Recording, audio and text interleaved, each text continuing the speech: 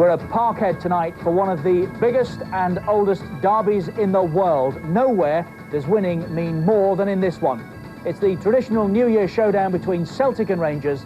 That's our live football tonight from the Bell's Scottish Premier Division. Rangers are top, chasing an 8th successive title. Celtic can't afford to let them get any further away. They'll be at it tonight. Mind you, so will Rangers.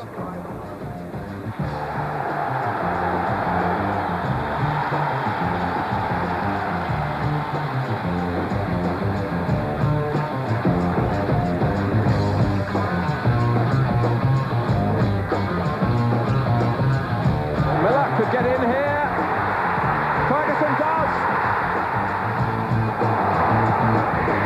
Oh, a brilliant goal.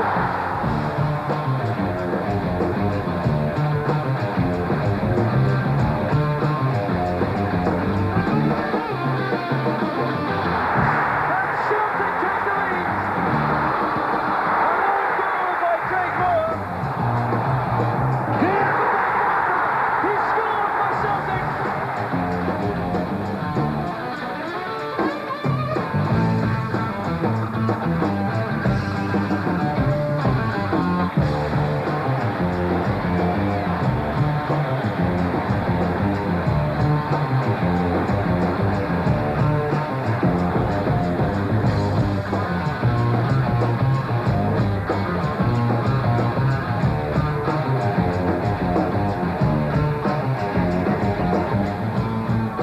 And Rangers are here at Parkhead. Usual warm welcome. The league leaders by 8 points. And it's a lead for Gascoigne there. Well, almost ready, it seems.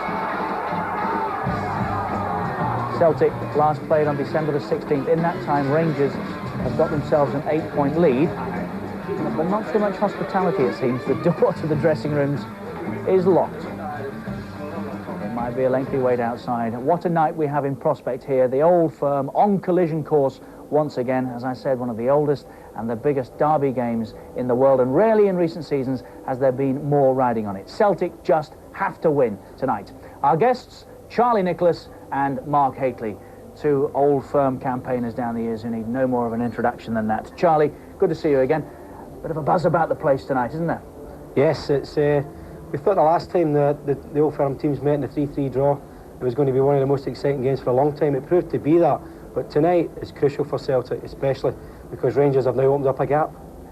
Welcome, Mark. It's nice to see you. Thank you. Has the place changed a bit since you were last here? Yeah, well, it seemed to be a stand missing, but what a stand it is, though. It's a fabulous stand, isn't it? What they've managed to put up so far. 17, 18 million pounds, is it, Charlie? 18 million pounds it cost them.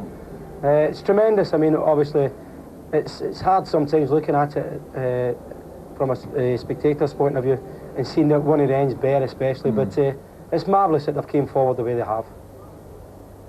Wonderful. And they're working on both ends now, which is the next part of the project, and hopefully we'll have one end completed by the start of next season. Now, Mark, fond memories of Old Firm clashes. Some bad memories too, if the mind serves me correct, but this must rank amongst the best, eh?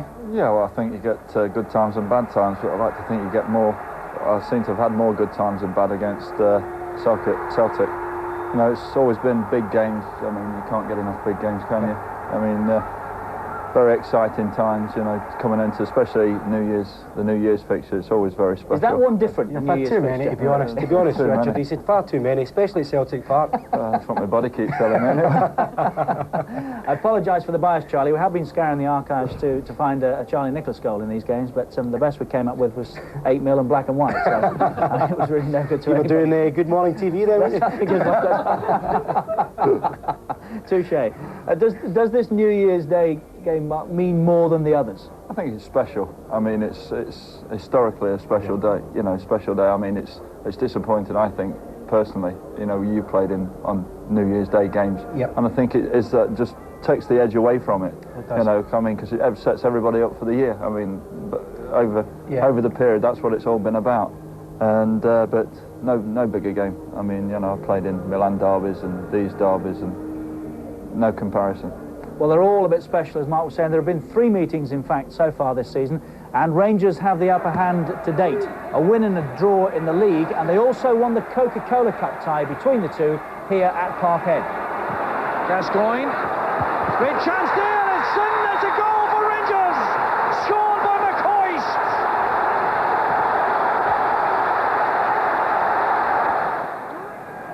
Salenko. Oh, that's good play, good footwork. Looking for Cleland, great header!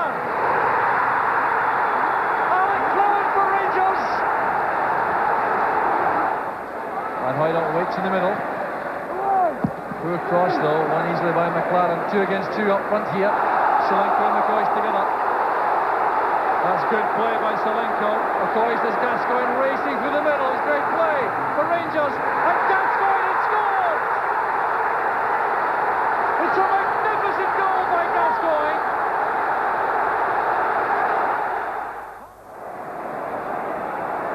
This is Tom. Andreas Tom's going to try one here. Oh, that is an incredible goal by Andreas Tom. Touch from Richard Gough. This is Gascoigne. Still it's Gascoigne, forcing it through. Chance on here for Laudrup. And it's a great goal. It's Andreas Tom who strikes it. Hughes as well forwards. Claims for a penalty kick there as he was challenged, and it's given. John Collins starts his run, and it's gone in. Again, Goff's forward, so too is Petric. Again, there's a fair bit of movement the far side of the box. Gascoigne strikes it in, and it's there. Super Ali does it again. Well, it's a slack one by Boyd, almost allowing Salenko to come in. He's got it again.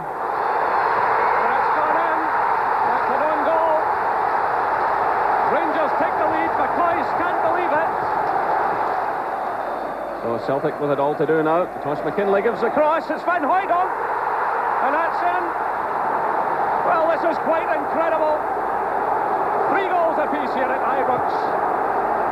Yes, there really was some game. Charlie Nicholas and Mark Haitley are our guests tonight. I've asked this of Charlie before, Mark, why is it that both these teams seem to do better at the other place, as it were? Rangers here and Celtic, of course, down at Ibrox. I think when you come and play away, the onus is on the home team to come out and attack, and I think it takes a little bit of the pressure off, especially the 2 teams are attacking sides.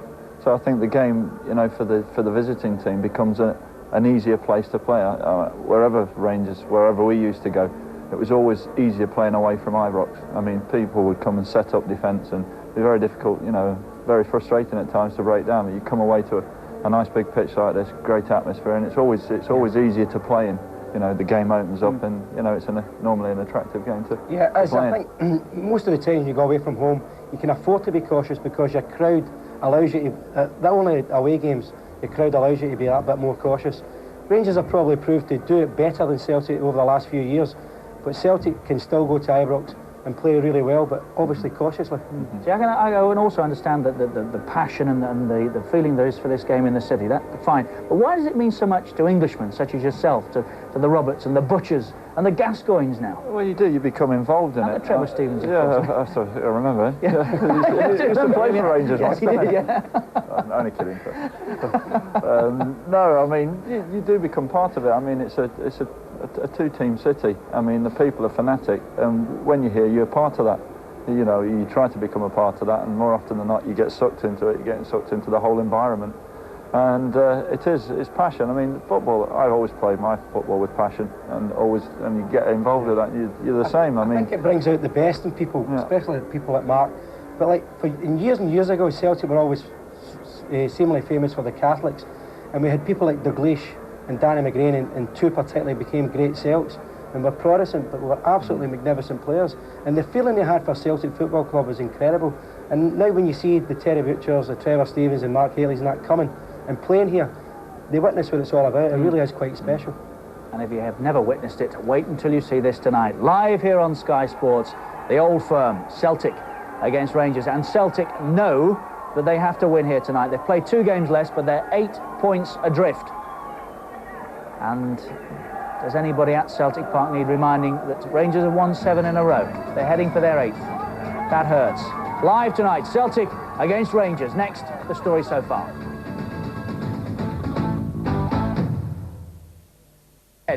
Celtic Park is the correct title. For Celtic against Rangers. And looking further ahead to the weekend, an FA Cup special on Saturday. How about that? Manchester United against Sunderland. Other highlights from the third round in the same programme, starting at 6 o'clock. And we're live on Sunday at the baseball ground for what is the tie of the round, surely. Derby County, top of the First Division, against Leeds United, whose form has been in and out of late. There might just be a surprise there. Dave Mackay and Norman Hunter will be our guests. Scottish football next Monday, 7 o'clock start. Hibs beaten 7-0 by Rangers last time out, and they're lying third in the Bell's Scottish Premier against Aberdeen, who won the Coca-Cola Cup, of course, a few weeks back. Celtic against Rangers. We've seen the old firm clashes that have taken place so far this season. Our form check continues after that 3-3 back in November.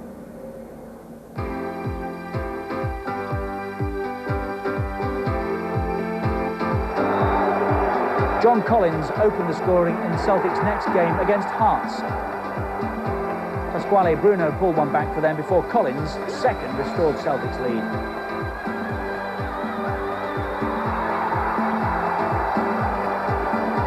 And he went on to complete the hat-trick in real style.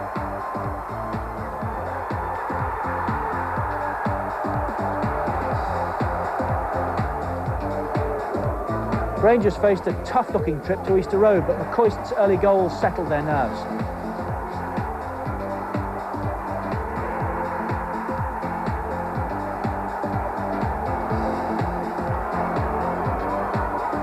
A stunning strike from Gordon Durie capped a fine display from Walter Smith's side.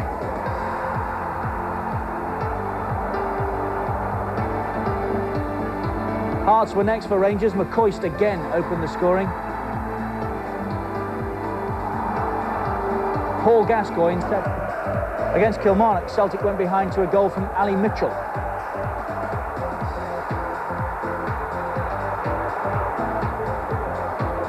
Tom Brown then put them 2 up.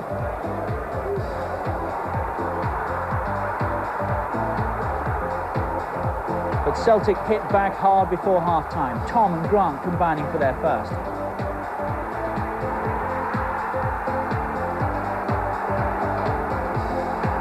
Tom got the equaliser.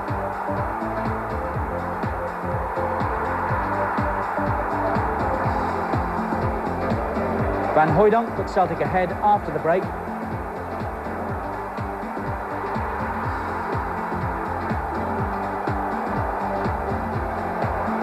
And then got a second to complete a fine comeback by Celtic.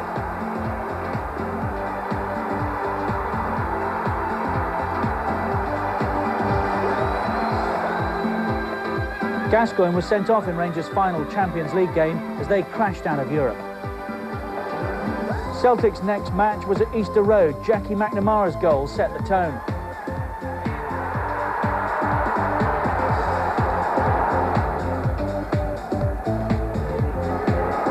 Yes, Tom, good skills there, getting away from Milne. The chance is on here, and it's Phil O'Donnell. It's another terrific goal by Celtic. For O'Donnell. Good movement off the ball by Celtic. In comes across, it's Van Hooijdonk! And that's another superb goal! Through now for Simon Donnelly, steadies himself, and it's number 4. A goal from Gordon Durie was enough to secure Rangers all 3 points at home to Partick Thistle.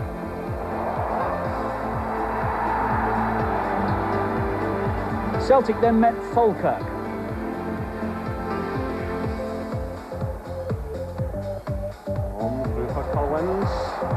By Collins, Van Hooijdonk, and Celtic make the breakthrough. And that win reduced the deficit at the top to a single point. After a goalless draw against Motherwell, Rangers extended their lead over the Christmas period. Oleg Solenko opened the scoring against Kilmarnock. Gascoigne scored with a cheeky effort.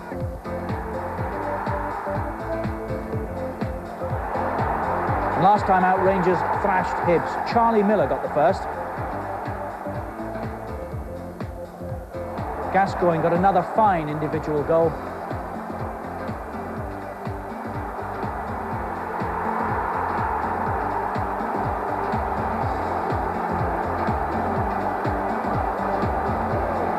And Gordon Durie got 4.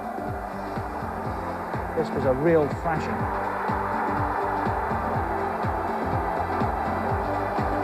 So Tommy Burns and Walter Smith go into tonight's match in the knowledge that this is the most important derby fixture in recent years.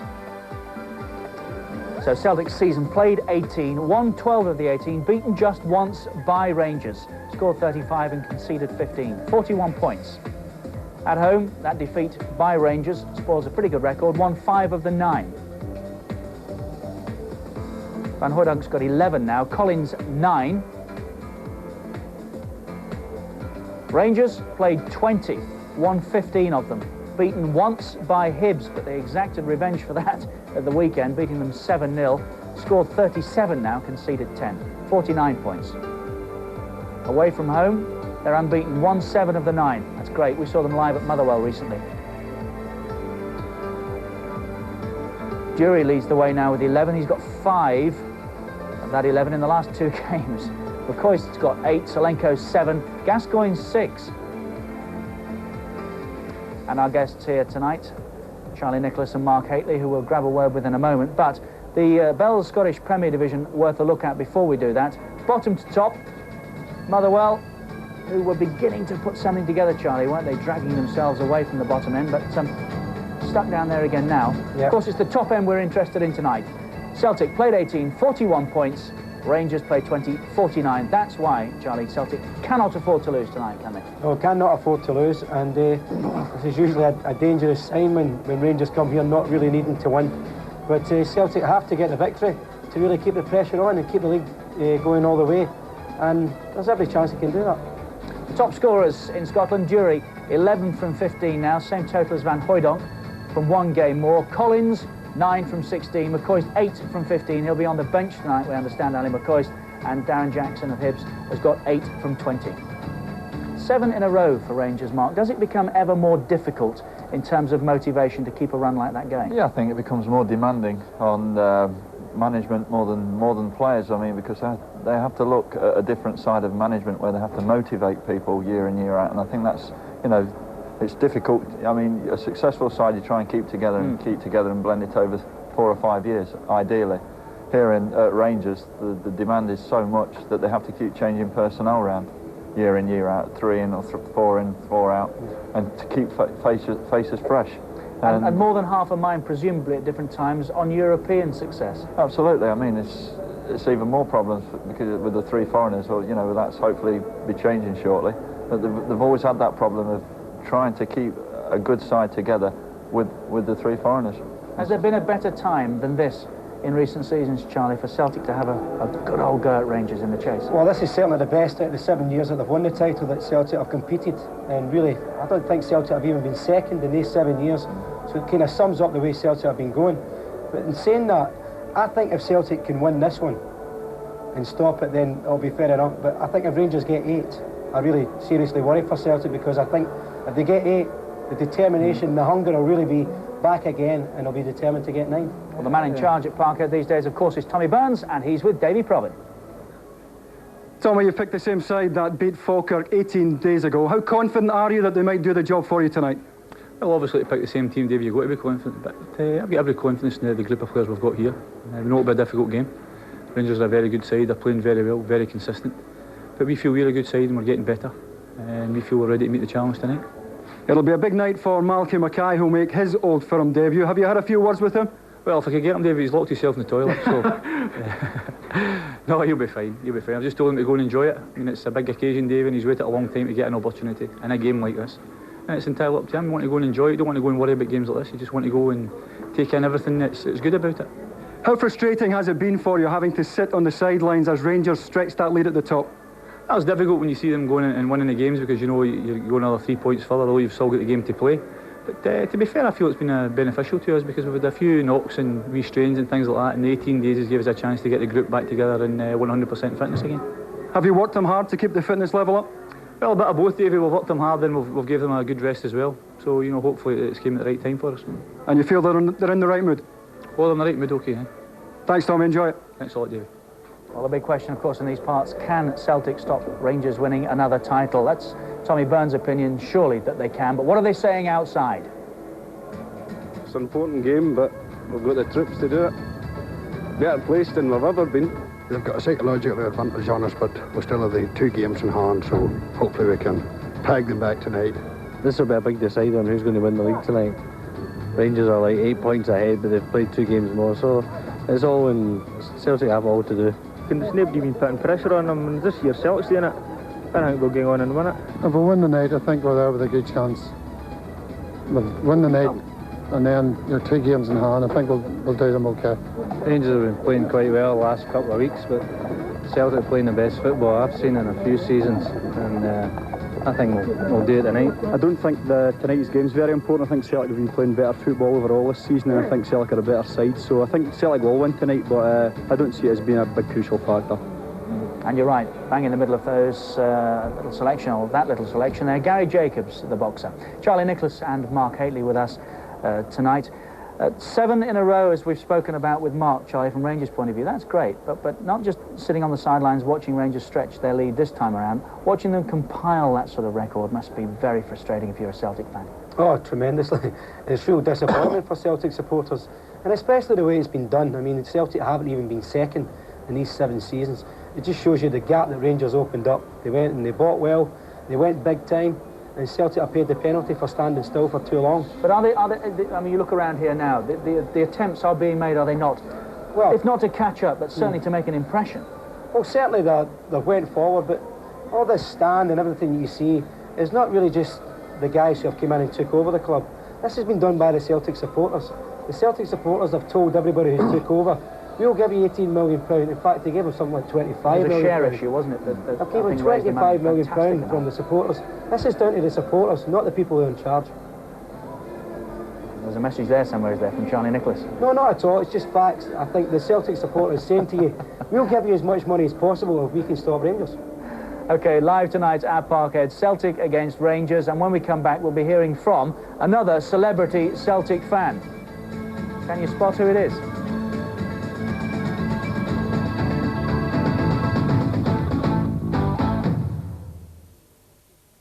You're watching Sky Sports. Parkhead, to be more precise, Celtic against Rangers. Second and first in the Bell Scottish Premier right now. 238 league games down the years, 318 in all. The last 12 in the league, 4 wins each and 4 draws. But the last 13 here, Celtic have lost 8 of them. 2 have been drawn. They haven't won a New Year's Day derby for some 8 years. When they did, they went on to win the title. Is there an omen there, I wonder? Well, that celebrity guest that we were talking about, of course, Rod Stewart, who is here tonight. The last time he was here, it was to open that big new stand that Celtic have built. I think somewhere in there is a seat with his name on it.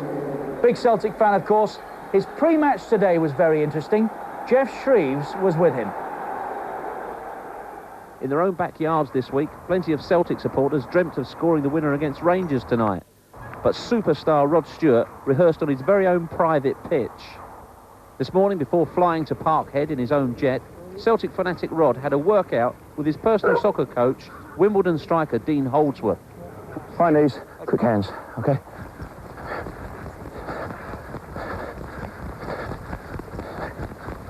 Try and hit the corners as hard as you can. Great goal. Aye, keep that one. Don't swear on that one. Rod sort of, expressed his love for kicking the ball about and invited me down here. And it was something I really enjoyed doing, and we've just carried it on, and we've took it into a training session now, and take it a bit more seriously. And if you could see the guys' will to play football and actually love of running up and down this pitch, it's unbelievable. And I mean, his enthusiasm's great, and it gives me a lot back when I see him wanting to do it, and I feel tired, and he's running past me. I went down to Brentford for trials, but it was exactly the same time as I got a start in music, and I was a lazy bugger and I just couldn't get out of bed. You know, music gave me the opportunity to stay in bed another couple of hours. So I took up music, and, you know, here I am today with my own pitch. Why did you choose Celtic? What made you become a lifelong Celtic supporter? It was way back in the early 70s. I first met Dalglish, just when he'd signed for Celtic. I think we were at dinner at a place called Dalhousie Castle. I think it was just when he got married. And he took me down there to meet Jock Stein. I don't know if you've ever met the late Jock Stein, but once you meet him, you're a Celtic supporter. You know, because he always made football sound like poetry. And that was the early 70s, and I've been a Celtic supporter ever since. Can you tell me a bit about the Old Firm derby? What sort of atmosphere is it? What sort of passions does it arouse? Oh, it's like any other derby. I mean, no, it's not like any other derby. It's not like Spurs play Arsenal. I can't put my... I've only been to about 6, you know, because I live in the States and it's difficult to get there. But it is... All the songs are different. The passions are different. It's just words... I haven't got words to describe it. It'll be electric. And Celtic have got to win. They've got to win. You know, it's sad for Scottish football that it's now a 2-horse race. You know, it's... I wish there was more competition. It would be better for Scottish football if there were more teams involved, but unfortunately there's not. And Celtic have got to win tonight to keep it open. Otherwise Rangers have walked it again. Mind you, it's good for Scottish football, isn't it? That it's a 2-horse race. It's often in recent years been over by now, hasn't it? Without being too unkind. It really has. Yeah, more or less. They've had a spell where Aberdeen chased Rangers on a couple of occasions. Motherwell, although it wasn't particularly that close. But in all honesty, if there's one team going to stop Rangers, it's going to be Celtic. Mind you, what a way to prepare for a game from a supporter's point of view. To work out on your own pitch, fly in your own jet, as you do. It's quite nice. I do that most days myself. Anyway, it's no different to me. Would you have given it all up, do you think, to be a footballer? No. Can't imagine. No, I wouldn't think so. I wouldn't think so. It's Celtic Park tonight, as they call it in these parts. Parkhead to the rest of us. Celtic against Rangers, live here on Sky Sports, and Davy Provan is waiting for us with the team news. Davy, what can you tell us? Thanks, Richard. Yeah, both sides have handed their team sheets into the referee's room now, and we can have a look at the two sides. First of all, let's have a look at the Celtic side. Not surprisingly, it's unchanged from that which beat Falkirk 18 days ago. Now, neither Peter Grant nor John Hughes available to Tommy Burns this evening, and their influence will certainly be missed tonight. And that means an Old Firm debut for Malky Mackay, who will partner Tommy Boyd in the centre of the back four. Phil O'Donnell will continue in midfield beside Paul McStay and John Collins, with Simon Donnelly making up the four. And up front, Pierre Van Hooijdonk will partner Andreas Thom. As far as Rangers are concerned, Walter Smith, not surprisingly, names the same side that beat Hibs 7-0 at the weekend, and a strong-looking side it is as well. Andy Gorham in superb form at the moment, and in front of him, the three men who've been the cornerstone of Rangers' domestic success this season, Richard Gough, Alan McLaren and Gordon Petric. Further forward, Paul Gascoigne and Brian Laudrup will be asked to provide the invention and the supply for a front pairing of Oleg Salenko and Gordon Jury. And this is a Rangers side that has gone 16 league games unbeaten. David, thanks very much. Mark, I'm just sitting here wondering, 18 days since Celtic last played. Rangers have had a couple of games in that time. Who's going to benefit more? Rangers because they've played, or Celtic because they've had a rest? It can work both ways. I mean, every team loves a little rest over the Christmas spell. And it's worked, one way it's worked well for them, they've got the rest, but another way they've got the suspensions, which, you know, they've got two key players out, I feel, are key players for Celtic. Peter Grant loves the derby game. Well, they're two leaders, I think, Hughes and Peter. More times than not, these games is not always settled by a bit of brilliance. Occasionally we see it.